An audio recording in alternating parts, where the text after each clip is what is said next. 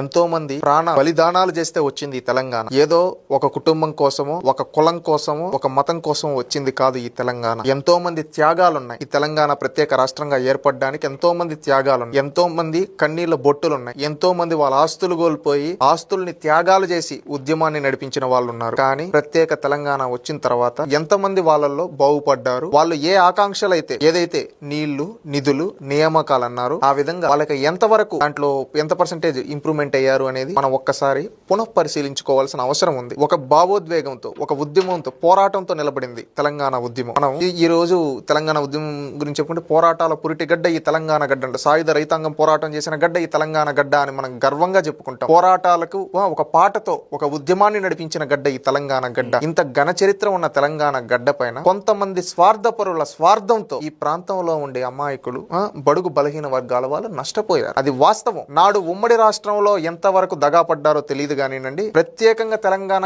ఏర్పడిన తర్వాత దగాపడిన వాళ్ళు ఎక్కువ మంది ఉన్నారు బడుగు బలహీన వర్గాలలో. ఈరోజు గతంలో ఒక వ్యక్తి, నేను ఇక్కడ కొంతమంది రాజకీయ నాయకుల పేర్లే తలదలుచుకోవాలి. గతంలో ఒక రాజకీయ నాయకుడు దళితుల్ని ముఖ్యమంత్రిని చేస్తా అని చెప్పి వెన్నుపోటు పొడిచింది ఈ తెలంగాణ గడ్డ పైన మనం చూసాం. నియామకాలు వస్తాయని వాళ్ళ కుటుంబంలో అందరికీ నియామకాలు ఇచ్చుకున్నాడు కానీ తెలంగాణ యువతకు నియామకాలు ఇవ్వకుండా చేసింది మనం చూసాం. తెలంగాణ అంటే నా ఒక్కడి వల్లే వచ్చిందని క్రెడిట్ తీసుకోవడానికి ఎంతమంది పోటీ పడ్డారో మనం చూసాం. ఇచ్చింది మేమే, తెచ్చింది మేమే అని కొంతమంది చెప్పుకున్న వాళ్ళని చూసి ఈ విధంగా ఎంతో మంది తెలంగాణ యువత ఆశల్ని, ఆశయాల్ని గాలి కొదిలేసి వాళ్ళ స్వార్థం కోసం మొత్తం ప్రత్యేక తెలంగాణ కోట్లు ఆస్తులు సంపాదించుకొని వాళ్ళ ఆస్తులు పెరిగాయి కానీ తెలంగాణలో పేదరికంలో ఉండే వాళ్ళు ఇంకా పేదరికంలోకి వెళ్ళిపోయారు. ఇది వాస్తవం కాదా అండి? నేను ఈరోజు తెలంగాణ ఆవిర్భావ దినోత్సవం సందర్భంగా తెలంగాణ ఇంకా అభివృద్ధి చెందాలి, రానున్న రోజుల్లో ఈ తెలుగు జాతి నెంబర్ 1 గా ఉండాలని ఒక తెలుగు వాడిగా ఒక యువకుడుగా నేను తెలంగాణ యువతని అపీల్ చేసేది ఏంటంటే, ఈ రోజు వ్యక్తులుగా మనం ఎవరం శాశ్వతం కాదు, గుర్తుపెట్టుకోవాలి. ఎంతో మంది త్యాగాల వల్ల ఏర్పడ్డ ఈ తెలంగాణలో ప్రాంతీయ విద్వేషాలు ఉండకూడదు, మత విద్వేషాలు ఉండకూడదు, డ్రగ్స్, గంజాయి లాంటివి ఉండకూడదు. ఏముండాలంటే అభివృద్ధి కనబడాలి. ప్రతి నీటి బొట్టును ఒడిసిపడదాం. కృష్ణా, గోదావరిలో పరుగులెడుతున్నాయి మన తెలంగాణ గడ్డ పైన. ఆ ప్రతి బొట్టును ఒడిసిపట్టి మన తెలంగాణలో నిజంగా బంగారు మాగాన్లు పండే విధంగా మనం చేద్దాం. అదే విధంగా మన తెలంగాణలో ఆదిలాబాద్ కాడి నుంచి చూసుకుంటే ఇక్కడ ఖమ్మం వరకు ప్రకృతి సంపద ఉంది. దాన్ని కాపాడుకుంటూ దాని టూరిజం ని బిల్డ్ చేద్దాం. ఎన్నో పుణ్యక్షేత్రాల నిలయమైన గడ్డ, ఎంతో చారిత్రాత్మక శిల్పకళకు నైపుణ్యాలు ఉన్నాయి. మన సమ్మక్క సారక్క జాతర అతిపెద్ద గిరిజన జాతర. మళ్ళీ అదే విధంగా చూసుకుంటే మనం భద్రాచల రాముడు కావచ్చు, వేములవాడ శివయ్య కావచ్చు, మనం జోగులాంబ ఇక్కడ కావచ్చు, పాలమూరు జిల్లా. ఈ విధంగా చూసుకుంటే ఎంతో గణనీయమైన చరిత్ర మనకు బాసర సరస్వతి దేవి గారు కావచ్చు. ఈ విధంగా ఎంతో గణనీయమైన చరిత్ర ఉంది. ఈ చరిత్రను రేపటి తరాలకు తెలియజెప్పే విధంగా మన సంస్కృతి మన బోనాలు కావచ్చు, మన బ్రతుకమ్మ కావచ్చు, ఎంతో సంస్కృతి వీటిని దానికి తగ్గట్టుగా ఐటీ అనే ఒక రంగం. ఐటీలో ఈ రోజు దేశంలో టాప్ సిటీస్ లో తీసుకుంటే హైదరాబాద్ ఉంది. ఈ రోజు బయోటెక్నాలజీలో తీసుకుంటే టాప్ లో మన హైదరాబాద్ ఉంది. ఇవే కాకుండా ఇంకా అనేక రంగాలు ఉన్నాయి. ఆ రంగాలలో అన్నిటిలో కూడా మన తెలంగాణ యువత రాణించాలి, స్కిల్ ఎన్హాన్స్ చేసుకోవాలి. మన విద్యా వ్యవస్థ మనం పటిష్టం చేసుకుని రానున్న రోజుల్లో ఇంకా ముందుకెళ్లాల్సిన అవసరం ఉంది. ఆ పక్కనే మన ఆంధ్రప్రదేశ్ ఉంది, ప్రత్యేకంగా ఏర్పడింది. రాజధాని కూడా లేదు, కానీ ఈ రోజు బేస్ నుంచి రాజధాని నిర్మిస్తూ ఉన్నారు. ఈ రోజు అక్కడికి డేటా సెంటర్స్ వచ్చాయి. గ్రీన్ ఎనర్జీలో ఒక రెవల్యూషన్, గ్రీన్ అమోనియాలో ఒక రెవల్యూషన్, ఒక క్వాంటమ్ వ్యాలీ అని ముందుకెళ్తూ ఉన్నారు. మనం కూడా వాళ్ళతో కలిసి ఒక సమిష్టిగా మనం వెళ్దాం. ఇక్కడ మనకి తెలంగాణకు పోర్ట్ లేదు, ఇక్కడ ఒక డ్రై పోర్ట్ పెట్టి మచిలీపట్నం పోర్ట్ తో లింక్ చేసుకుని వెళ్ళాలని ఒక ప్లానింగ్ 2 రాష్ట్రాల ముఖ్యమంత్రులు చేస్తున్నారు. అది ఇంప్లిమెంట్ అవ్వాలి. అదే విధంగా మన ఇద్దరి దగ్గర ఉండే రిసోర్సెస్ తో మనం కలిసిమెలిసి పనిచేసుకొని నీళ్లు మనం ప్రాజెక్టులను 2 రాష్ట్రాలు కలిసి కూర్చొని మాట్లాడుకొని ఎన్ని ప్రాజెక్టులు కావాలి అన్ని ప్రాజెక్టులు కలుపుకొని సముద్రంలో వృధాగా కలిసిపోయే నీటిని సముద్రంలో కలవకుండా మన ప్రాజెక్టుల్లో స్టోర్ చేసి పెట్టుకునే ఒక ప్లాన్, యాక్షన్ ఆఫ్ ప్లాన్ పెట్టుకుని 2 రాష్ట్రాలు కలిసి కూర్చొని అదే విధంగా ఐటీ రంగంలో మీకు ఇన్ని వస్తున్నాయి, మనం ఇంకా ఎన్ని తీసుకోవచ్చు, మనకు ఇక్కడ ఉన్న ప్రకృతి సంపదని మనం ఏ విధంగా కాపాడుకుంటూ మనం దీన్ని ఏ విధంగా ప్రమోట్ చేయొచ్చు ఒక టూరిజం ప్రకారంగా. ఈ విధంగా మన 2 రాష్ట్రాలు కలిసి మనం పని చేసుకుంటే అన్నదమ్ముల వలె ఖచ్చితంగా 2047 మన భారతదేశానికి స్వాతంత్రం వచ్చి 100 ఏళ్ళు అవుతుంది. ఆ రోజుకి మన ఆంధ్రప్రదేశ్, తెలంగాణ అనేది ప్రపంచాన్ని శాసించే విధంగా ఉండాలని ఒక యువకుడుగా కోరుకుంటున్నా. ఈ రోజు కొంతమంది నిన్న 2-3 రోజుల నుంచి ప్రెస్ మీట్లు ఇక్కడ చూస్తున్నా ప్రాంతీయ విద్వేషాలు రెచ్చగొడుతున్నారు. ఒక యువకుడుగా బాధపడుతున్నా. ఎందుకంటే తెలంగాణ యువత ఆలోచించండి, ఎన్ని రోజులు ఈ ప్రాంతీయ విద్వేషాలు.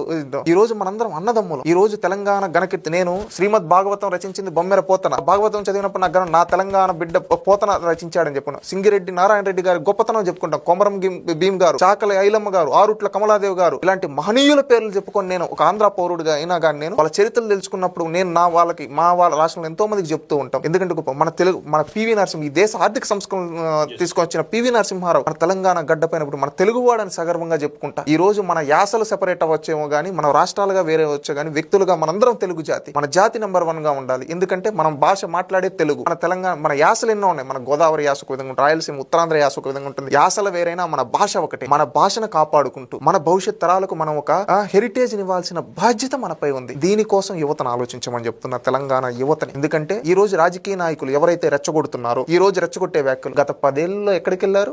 వీళ్ళకి రాజకీయ అవసరాల కోసం ఆంధ్ర వాళ్ళ సొమ్ములు కావాలి, ఆంధ్ర వాళ్ళు ప్రమోషన్లు కావాలి, ఆంధ్ర హీరోలు ఇంట్లోకి పోయి ప్రమోషన్లు చేసుకుని ఇప్పుడు అధికారం పోయిన తర్వాత కొంతమంది ఈ రోజు ప్రాంతీయ విద్వేషాలు రెచ్చగొడుతున్నారే.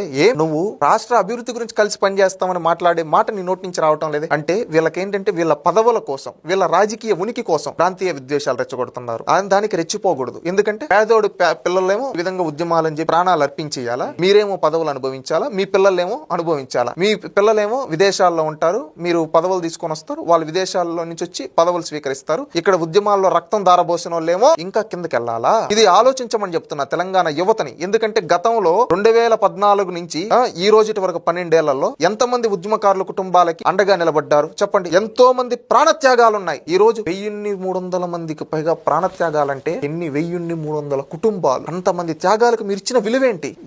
ఏమంటే మీరు మాత్రం బాగున్నారు, కానీ పేదోడు ఎంతో మంది పల్లెల్లో ఇంకా నిరుద్యోగం ఎందుకుంది? ఉపాధి వస్తుందన్నారు కదా, ఇంకా ఎక్కడ ఉపాధి? ఎన్ని ప్రభుత్వ కొలువులు ఇచ్చారు చెప్పండి, ఎన్ని ప్రైవేట్ రంగంలో ఉద్యోగాలు కల్పించారో చెప్పండి. ఇంకా తెలంగాణలో నిరుద్యోగం, ఇంకా తెలంగాణలో వలసవాదం ఎందుకుంది? ఇంకా పాలమూరు జిల్లాలో ఇంకా వలసలు వెళ్లే వాళ్ళు ఎందుకున్నారు? మహారాష్ట్ర ఇట్ట సమాధానాలు చెప్పండి. నేను అందుకే తెలంగాణ యువతను ఆలోచించమని చెప్తున్నాను. ఉస్మానియా కాకతీయ విద్యార్థుల త్యాగాల గురించి ఎన్ని రోజులు స్మరించారు? అధికారంలోకి వచ్చిన తర్వాత ప్రత్యేక తెలంగాణ వచ్చిన తర్వాత ఎన్నిసార్లు వాళ్ళతో సమావేశం అయ్యారు? ఈ తెలంగాణ భవిష్యత్తు ప్లాన్ పైన ఎన్నిసార్లు ఆ యువతతో చర్చించారని అడుగుతూ ఉన్నా. ఒక యువకుడుగా నేను మా రాష్ట్రంలో మా ప్రభుత్వం చేస్తూ ఉంది, యువతకి ప్రాధాన్యత కల్పిస్తూ ఈ రోజు ముందుకెళ్తూ ఉంది. ఇక్కడ ఉన్న ప్రభుత్వాలు కూడా యువతకి ప్రాధాన్యత అనేది ఇవ్వాలి. యువతకు ప్రాధాన్యత ఇవ్వడంతో పాటు వాళ్ళ ఆలోచనలు స్వీకరించాలి. అంతేగాని ఇక్కడేదో విగ్రహం పెడితే ఈ విధంగా అంటారు. ఒకటి, నేను ఎన్టీ రామారావు గారి గురించి ప్రత్యేకంగా ఈ రోజున స్మరించాల్సిన అవసరం ఉంది. ఆయన గురించి మాట్లాడాల్సిన అవసరం కూడా ఉంది. ఈ రోజు ప్రత్యేక తెలంగాణ రాష్ట్రం ఏర్పడింది, కానీ తెలంగాణకి ఎన్టీ రామారావు గారి కాంట్రిబ్యూషన్ ఈ తరం తెలుసుకోవాలి. మనకు సాయుధ రైతాంగపు నిజాములతో మనం పోరాడి మనం వచ్చిన పల్లెలు ఎన్నో ఊర్లు పటేల్ పట్వారీల చేతిలో ఉంటే ఆ వ్యవస్థని రద్దు చేసి స్వాతంత్రం ఇచ్చిన నాయకుడు ఎవరు? ఎన్టీ రామారావు గారు కదా. ఈ తెలంగాణలో అత్యధికంగా